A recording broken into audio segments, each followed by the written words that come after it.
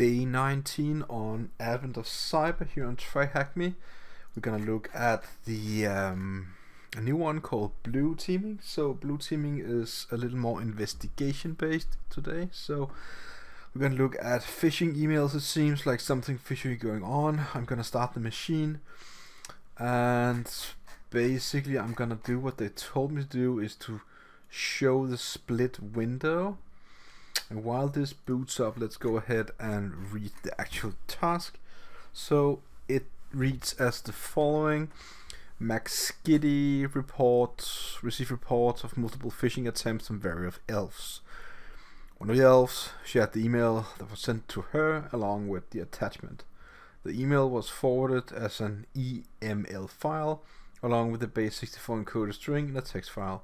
It scringed enterprises up to their shenanigans. So we have a little talk here about some phishing email stuff and what this is all about, and it also tells you that, do you know the sender? Does the email address match the sender? Does the reply to email match the sender again? And then we of course have a little censored mail here would seem, and basically we're gonna look I guess through some email and find some of the information we need to answer the questions. So is there an attachment, for example, to this email? You can definitely see that by just looking in the email. Then they talk about, now you're ready to dive in with attached virtual machine, open the mail. So we kind of need to wait for the machine to be up. I'm gonna open it in a new window and close the split screen down because it is too small. As you probably noticed, I installed a new version of Linux Kali today, so I have a brand new desktop. My other version went bad. It wouldn't boot up, and it was also old, and I needed all new software, and I was like, yeah, I can just download a new one and start it up in my virtual machine, and I did that. So that's the reason for it looking a little different, as well, from what we're used to. So it's called view full screen. So I'm gonna do that here, and then I'm gonna exit the split window here and then scroll down. And what they want us to do now is to open the mail application, wherever that is. What is this? Oh, there it is. Alright, so we're clicking the mail application window. It would seem it's thinking right now, so now we have it open, and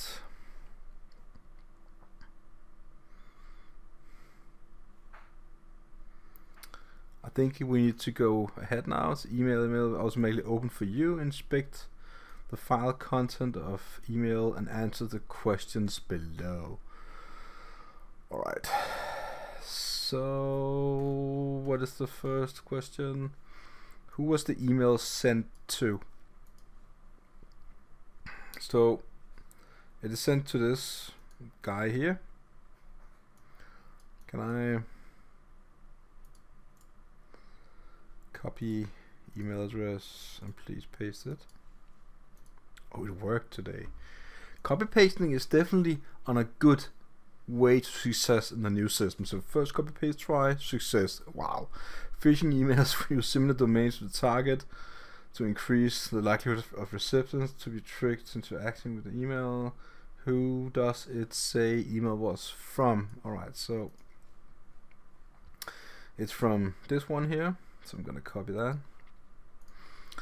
Let's see. Does it work? It worked again. 2 copy paste, 2 success, 200%. Alright, this is a streak. Okay.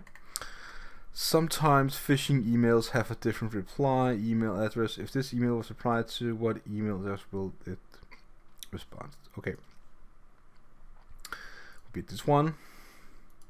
So pretty easy so far. Wow. Alright, it's copy pasting is working. I'm really surprised. Less sophisticated phishing emails will have typos. What is the misspelled word? That's very normal. You need to reset your password, user agreement and privacy update accepting required. We would like to inform you that bank has been temporarily limited because you haven't updated your password konto.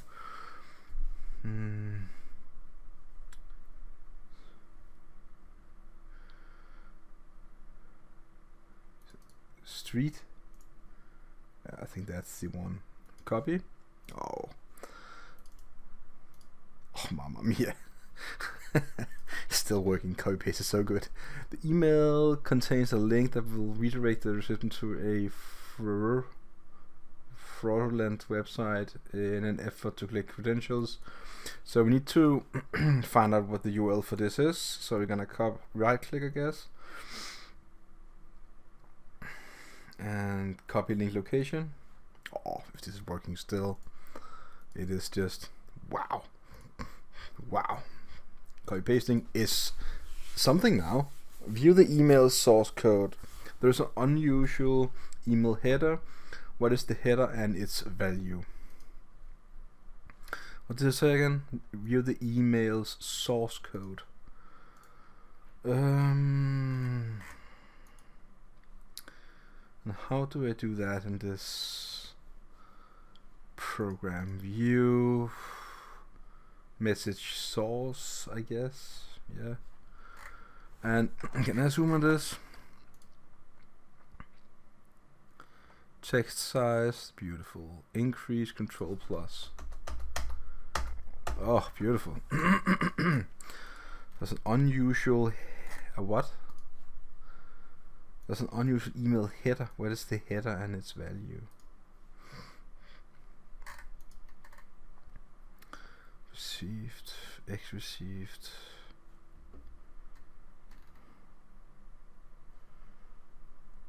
X Grinch fish, I guess. I guess this would be the one. It looks weird to me.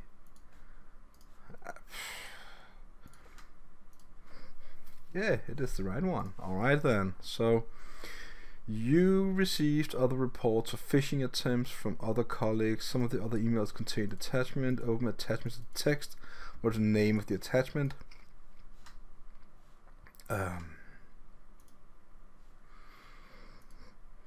Attachment to text. More? No. Just because this is so small. Oh, mamma mia.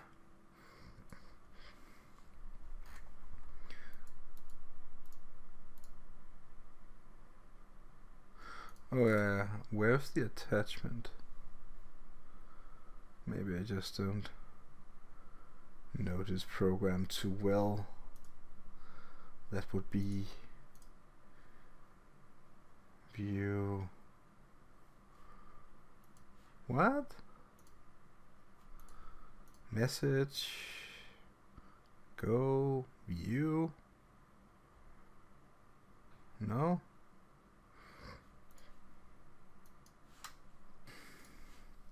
You received other reports of phishing attempts. Some of the other emails contain attachments opened. Some of the other emails contained attachments. Get messages. Why not?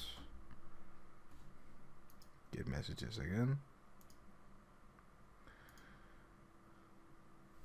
So, what is this? Mozilla Thunderbird, you know, I never use forward. No.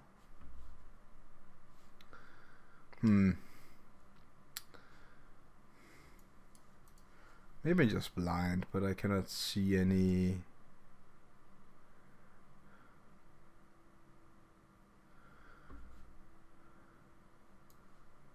Okay. Email artifact. Oh, there's an this thing here was covering it. It's very difficult to see the text. So I guess there is a attachment of text here we can open. And the question was, what is the name of the attachment?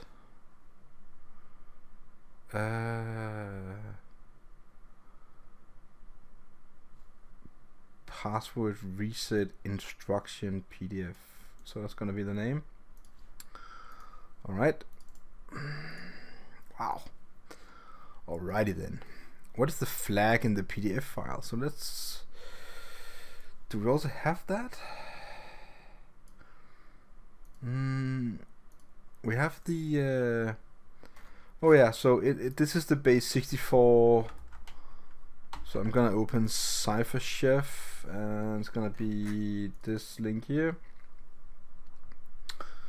And we're gonna base 64 decode our attachment, which is included by, well, with the encoding of base 64.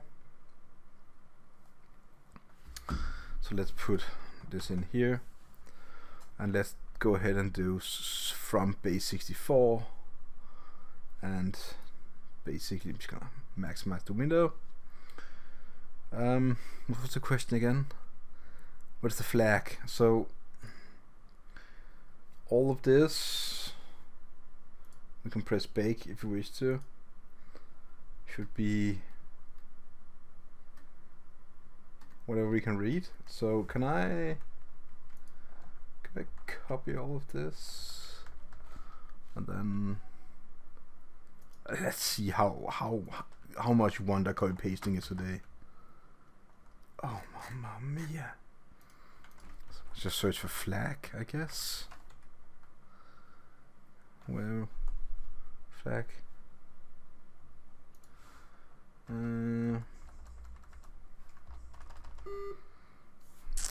Okay.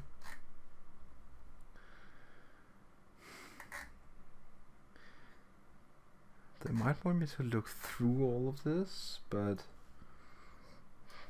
really? Let's try and save this on the desktop and call it text.pdf and save it. And on the desktop I have a PDF file. Let's see if this actually works. No, it's damaged. Okay, so let's just delete that again. Keep a clean desktop. I don't want to open a second browser. I will be fine with one. So what is the flag in this one? So can we just see it by scrolling through all this junk here?